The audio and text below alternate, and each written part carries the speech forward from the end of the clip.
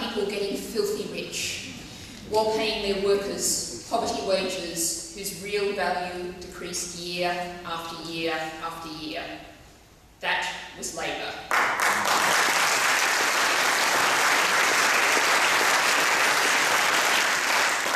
And it was such a handy preparation for our current cabinet of millionaires. Outsourcing decisions on benefits for people with disabilities to the dreadful ATOS. Yeah. And promoting the demonisation of benefit recipients. Labour is responsible.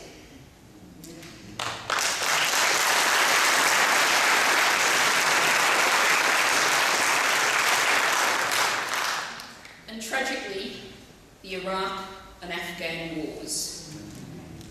Foreign adventures that have claimed millions of lives. Labour started them.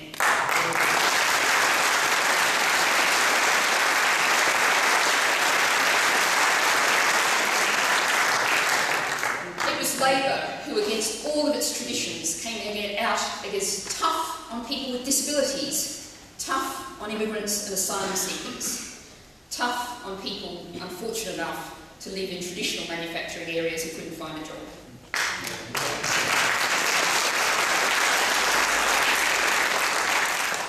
But there were plenty of soft spots for Labour. They were soft on tax havens, soft on tax evasion and tax avoidance. They were soft on multinational corporations, soft on Tesco's and Sainsbury's, content to let them gobble up many thousands of small retail businesses, empty out our high streets and grind down family farms.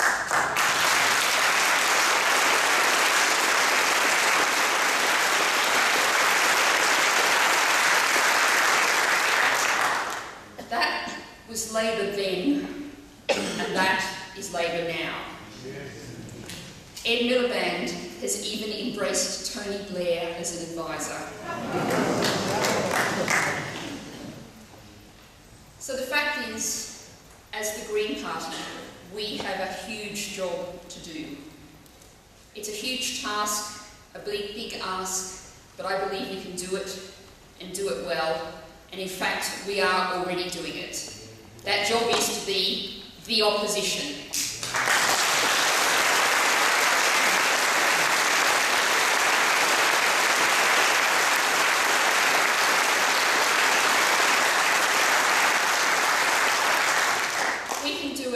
Because we have the vision of a better, more equal, healthier Britain, and we know how to get there. We know that this new Britain needs to invest in the future, invest in homes, in public transport, in energy conservation and renewable energy, to meet our society's urgent needs and to provide quality, stable jobs for our workers. We know that we need to rein in our out-of-control bankers, reshape our financial system to meet the needs of the real economy, to base it on mutuals, cooperatives, small local banks, and a national post office bank.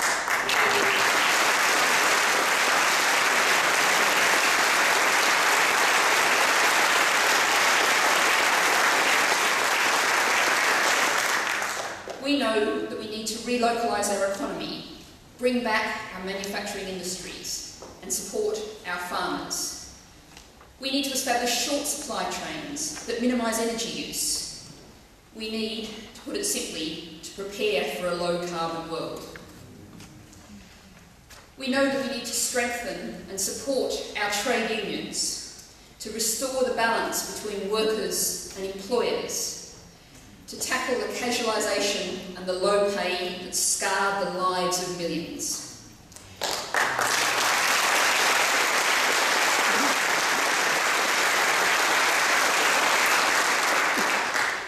As Greens, we need to ask the unions, what can we do for you?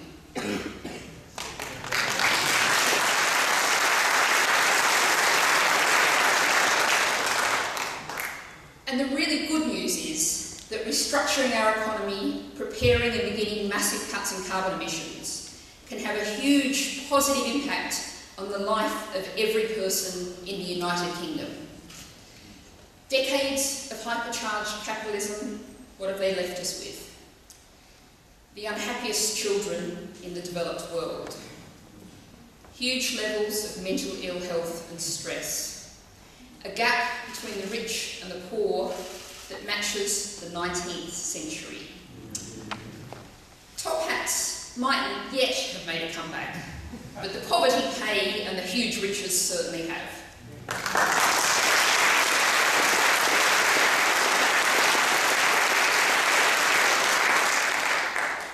Investing in the future, reshaping our economy for a low-carbon world, isn't only essential to cut our emissions and face the fact that peak oil is already here. By investing in this low-carbon, more equal economy, we'll deliver a better quality of life for everyone. We make these investments, we create these jobs, we return local economies to local people. Even if some inventor found a magic wand to deliver unlimited free energy devoid of any environmental impact at all, we'd still have made enormous advances in the well-being of the people of Britain.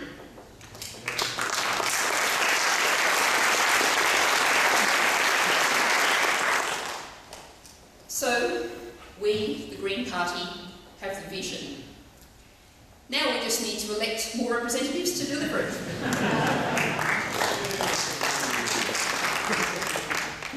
The Green Party has, we all know, a big barrier in front of us, the first-past-the-post electoral system. Sometimes in council elections and in parliamentary elections, it can look like a very big wall.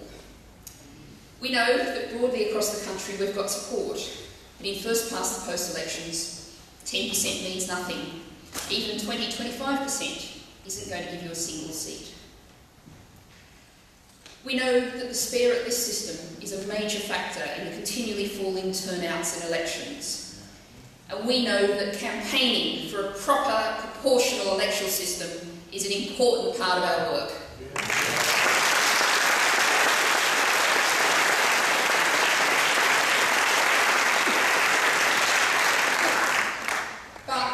We also know that we don't have to wait until that campaign bears fruit. We know that we can, and we have, won first-past-the-post elections. Not just in Brighton Pavilion, but on Brighton and Hove Council, in Norwich, in Lancaster, in Solihull, in Leafy Redhill. I could go on and on. We have won many, many seats. And we're getting much better at it. During the leadership campaign, I spent a lot of time talking about the West Midlands model and about how it's delivered in just 2 years a big advance in a region that's a traditional Labor stronghold. We've gone from 3 councillors on 3 councils to 13 on 7 in just 2 years.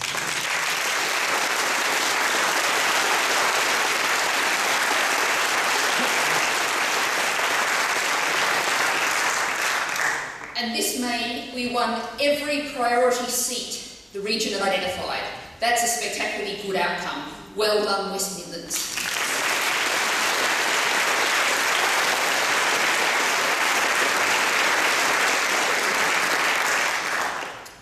It's no wonder Labor and the Lib Dems are worried. You'll see in the conference programme that there are fringe sessions about the West Midlands where you can learn more. You might just see a few activists from other parties trying to sneak into to get into them. Just tell them they're organised. But the fact is, even if they did get in, we don't have to worry too much. Yes, there's an awful lot we can all learn from each other. But what Labor and the others don't get is that this isn't some kind of electoral trick. It's planning, teamwork and commitment. But it's also about being honest with the voters, about serving local communities, about sticking to our values. That is what has worked in the West Midlands. And that is what has worked wherever the Green Party is making progress.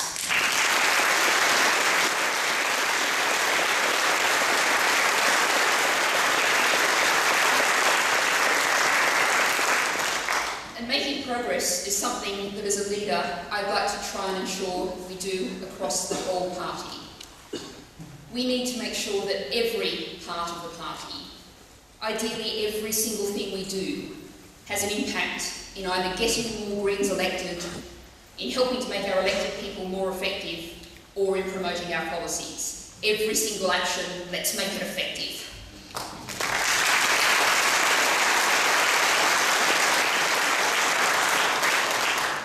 To present my vision of how we can start achieving that, I wrote a plan for leadership my first 100 days. You can find it on my campaign website, and you'll soon find it on my new Leaders website.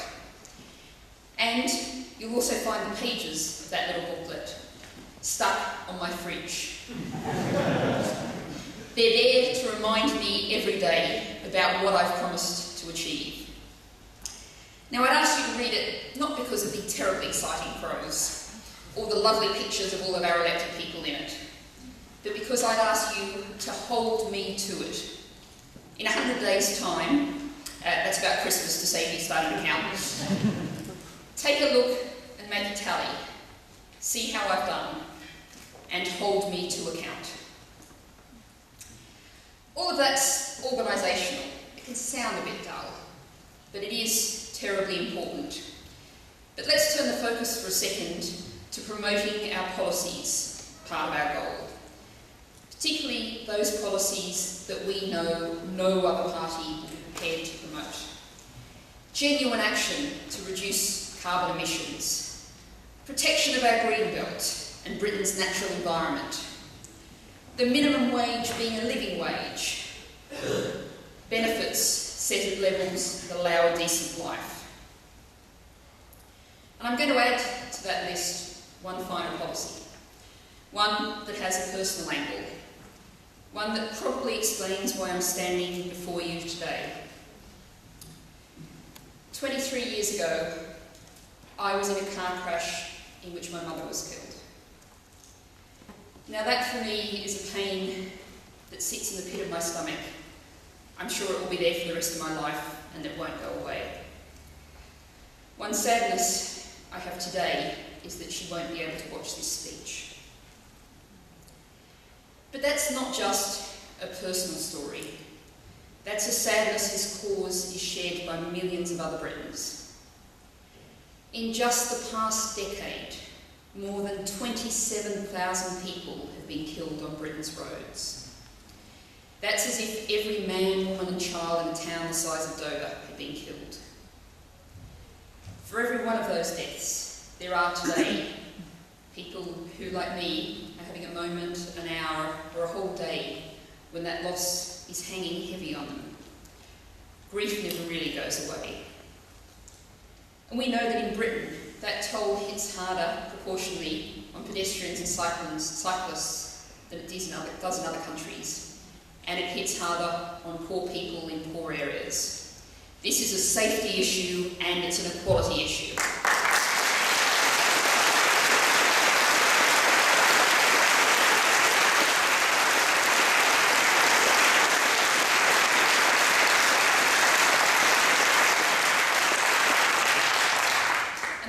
Green councillors and Green campaigners up and down the country are working hard on road safety issues, notably on promoting, as Caroline said, with a notable degree of success, 20-mile-per-hour speed limits everywhere that people live, work and shop.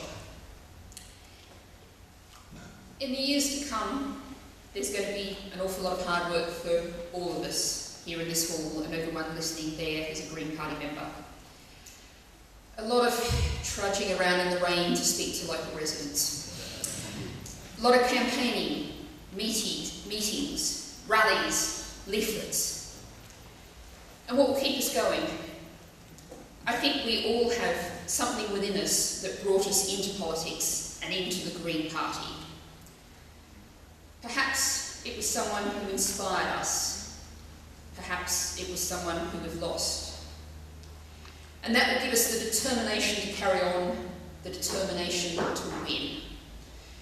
Not for ourselves, but for those around us, for those who are no longer with us, and for those still to come whose futures are in our hands.